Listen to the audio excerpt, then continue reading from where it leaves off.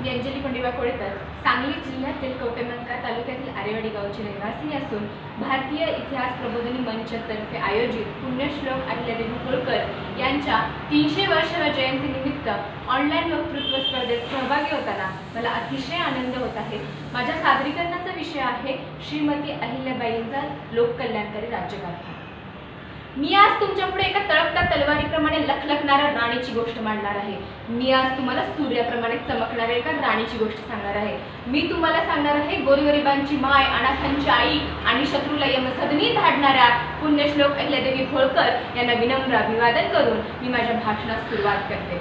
शब्दामध्ये गोडवा आमच्या रक्तामध्ये इमानदारी, शब्दामध्ये गोडवा आमच्या रक्तामध्ये इमानदारी, बघत नसतो कधीच आम्ही किती कुणाची जागीरदारी।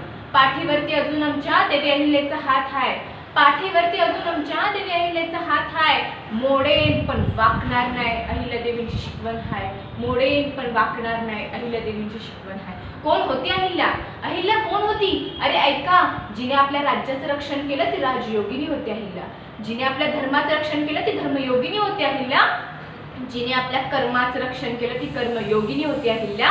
अरे अरे गरिबांची माय, अनाथांची आई होती अहिल्या आणि हीच अहिल्या तुम्हा आम्हा सर्वांची राजमाता पुण्यश्लोक अहिल्यादेवी होळकर। आणि अशा या महान मातेला अंजली कोळेकरच्या वतीने मानाचा जय म्हणला। सिंहाची चाल गरुडाची नजर, सिंहाची चाल गरुडाची नजर, शत्रूचे मर्दन असेच असावे समाजाचे वर्तन, हीच अहिल्या मातेची शिकवण, हीच अहिल्या मातेची शिकवण। एके ठिकाणी एक कवी म्हणतो, लेखनी तळपली तेजाने आणि कणकण कणकली तलवार, लेखनी तळपली तेजाने आणि कणकण कणकली तलवार, पुण्यश्लोक अहिल्यादेवी होळकर म्हणजे तळपता अंगार, पुण्यश्लोक अहिल्यादेवी होळकर म्हणजे तळपता अंगार। संत तुकडोजी महाराज म्हणतात की ज्यांचे आदर्श चुकतात ते कधी आदर्श घडवू शकत नाही। मग आपल्या पुढे तर आदर्श अहिल्यादेवी होळकरांचा इतिहास आहे। अहिल्यादेवी होळकर कोणी साधारण स्त्री नाहीये।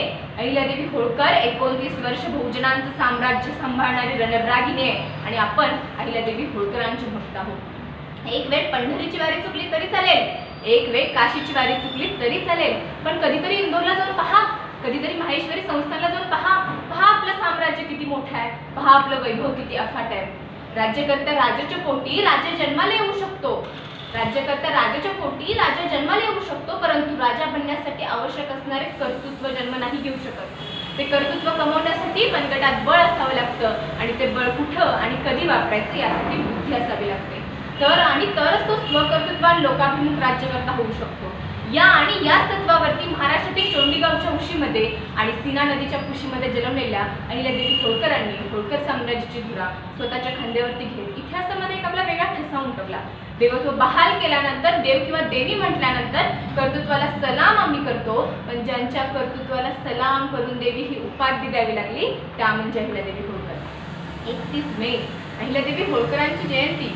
उत्साह तर महाराष्ट्रभर असणारच, परंतु त्यांच्या विचारांचा जागर आणि कर्तृत्वाचा आदर्श खऱ्या अर्थाने महाराष्ट्रामध्ये घालण्याची गरज आहे। कारण विचार नसलेली समाजातील माणसं आणि दान नसलेली खळ्यावरची कणसं काहीच कामाची नसतात। म्हणून पुण्यश्लोक अहिल्यादेवी होळकरांसारखा उत्कृष्ट राज्यकारभार करण्यासाठी, आदर्श राज्यकर्ती जमात होण्यासाठी आपल्याला त्यांच्या विचारांशिवाय पर्याय नाही। जोपर्यंत हरणांचा इतिहास लिहित नाहीत, वाचत नाहीत, जाणत नाहीत, तोपर्यंत त्यांना शिकाऱ्यांच्या शौर्यगाथा ऐकाव्याच लागतील।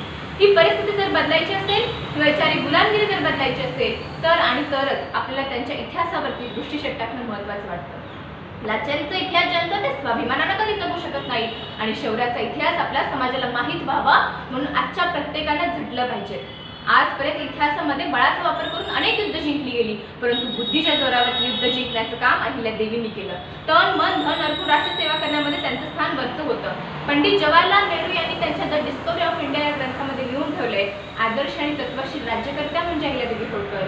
तर मराठ्यांच्या कोशामध्येही लिहून ठेवलंय, मराठी इतिहासातील सर्वात तेजस्वी स्त्रीरत्न म्हणजे अहिल्यादेवी होळकर। तर सर जॉन माल्कन असं म्हणतात की सर्व जाती धर्माचे लोक पूज्य बुद्धीने जे नाव घेतात त्या म्हणजे अहिल्यादेवी होळकर। तर विनोबा भावे असे म्हणतात की खुशमात वैभव असताना सुद्धा गोरगरिबांच्या झोपडीत रमणारी राणी म्हणजे अहिल्यादेवी होळकर, बुद्धीच्या जोरावरती युद्ध जिंकणारी राणी म्हणजे अहिल्यादेवी होळकर।